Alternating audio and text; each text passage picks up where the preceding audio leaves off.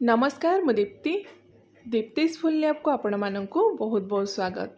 आज आम बनैबा पालंग रुटी। आउ ए पालंग सागरे बहुत मात्रा रे आयरन रो परिमाण थाए, तो स्पेशली पिला मानको डाइट रे डेली डाइट रे पालंग इनक्लूड करबा निहाती जरूरी। किंतु पिला माने तो पालंग साग खाइबा को पसंद करंतिनी बा कोनोसी साग खाइबा पई पसंद करंतिनी। सेतिपाई ए वे रे जदि आपण रुटी परोठा बनै कि देबे ना, एटा एते नरम हुए जे सेमानकु बहुत पसंद आसीबो। खाली पिला माने नुहे समस्तंकु ए रुटी परोठाटा पसंद आसीबो। तो आशा करूची रेसिपीटी पसंद आसीबो। स्किप करंतुनी, पूरा वीडियोटी को देखंतु। रेसिपी पसंद आसिले वीडियो को लाइक और शेयर कर दियंतु। तो पालंग रुटी बनैबा पई एठी देखंतु 2 बिडा पाखापाखी मु नेछि पालंग साग। आपन को जेतिकी रुटी बनैबार अछि से हिसाब रे बा जेतिकी साग यूज करिवार अछि से हिसाब रे पालंग पत्र आपन यूज करिवे। तो ये जो पालंग सागर ना टिके बड़ साइज रा पत्र थिला, ता डांग सब को मु बाहर कर देछि। आ जदि छोट साइज रा नरम पालंग साग आपन नौचंती, डांग सहित आपन यूज करिवे। भल भाबरे साग को आपन 2-3 थर धोई देबे। तापरे गोटे छुरी साहाय्य एमती रफली ताको चॉप कर देबे। बेसी चॉप करबा दरकार नहीं बा बेसी चुना चुना करबा दरकार नहीं। ग्राइंडिंग करिया पे जेमती हमको इजी हबो से टाइप रे आपन एमती रफली ताको चॉप कर देबे। तो ये देखो सब साग गुड़ा को काटी देछि।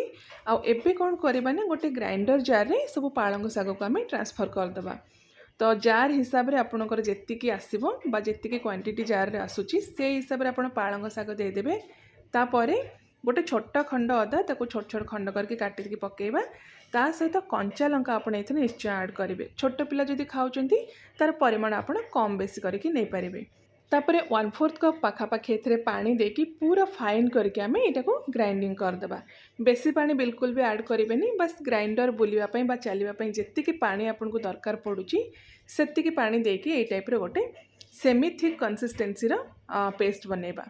ध्यान रखिबे पेस्ट जेमती कोनोसी अदा बा कंचा लंकार खंड न रुहे।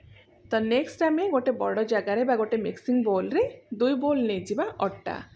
पूरा रुटी को आमे अट्टा रे बनेबा। आपण जदि चाहिबे गोटे कप अट्टा और गोटे कप मैदा भी नहीं पारिबे, किंतु हेल्दी ऑप्शन पे मैं एठी पूरा अट्टा यूज करिछि। आ एथरे आमे स्वाद हिसाब रे लूण देकी अट्टा और लूण को सुखिला रे एमती मिक्स कर दबा। तो नेक्स्ट आमे जो पालंग पेस्ट बा पालंग प्यूरी बनैथिले ताको एथरे अल्प अल्प करके मिक्स करके गोटे नरम अट्टा चकटिबा। तो ये जो अट्टा रे ना जदि आपण चाहिबे गोटे छोट चम्मच जुआणी भी मिक्स करि पारिबे, किंतु जुआणी जदि पकेबे रुटी आपणकर फुलिबनी। जदि आपण परोठा पई अट्टाटा बनाउचंती तो गोटे छोट चम्मच आपण जुआणी निश्चय ऐड करंतु, सेथिरे परोठार टेस्ट बहुत बढ़िया आसीबो। आउ एठी एका बेले के आपण पालंग प्यूरीटा अट्टा सहित मिक्स करिवेनी। अल्प अल्प करके जेतिके आपन को दरकार पडुची से हिसाब रे पालंग प्यूरी बा पालंग पेस्ट देकी ए टाइप रे गोटे नरम अट्टा चकटिबे। तो एठी 2 कप अट्टा पई पूरा पालंग प्यूरी यूज हो जाइछि। तो एबे हम कोन करबा ना, सेथिरे गोटे चम्मच घियो बा घियो जगह आपण तेल भी दे पारिबे। घियो बा तेल देकी ताको भल भाबरे आउ थरे 1 ରୁ 2 मिनिट में एमती पूरा नरम आउ स्मूथ करके चकटी दबा।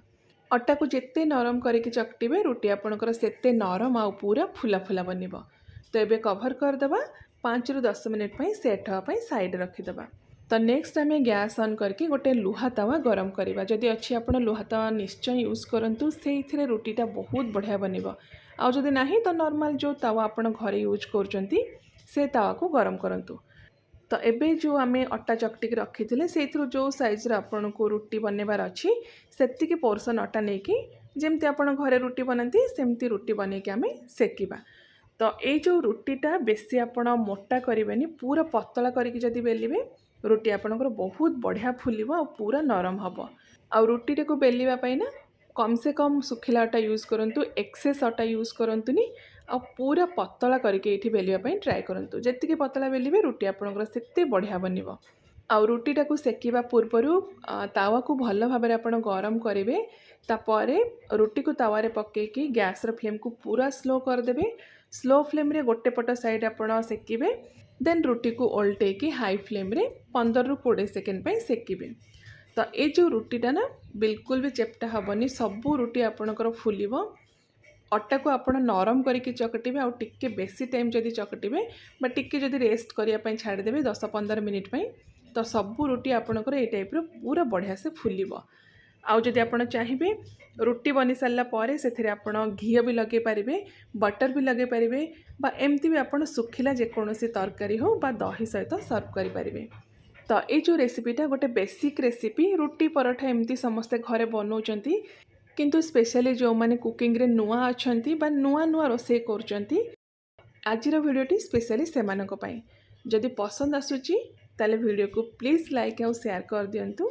आउ ए वे रे थरे रुटी पराठा बने कि आपणकर पिलामानंकु दियंतु, लंच बॉक्स रे दियंतु, सेमानंकर फीडबैक नियंतु, केमती लागिला मतामत निश्चय शेयर करंतु।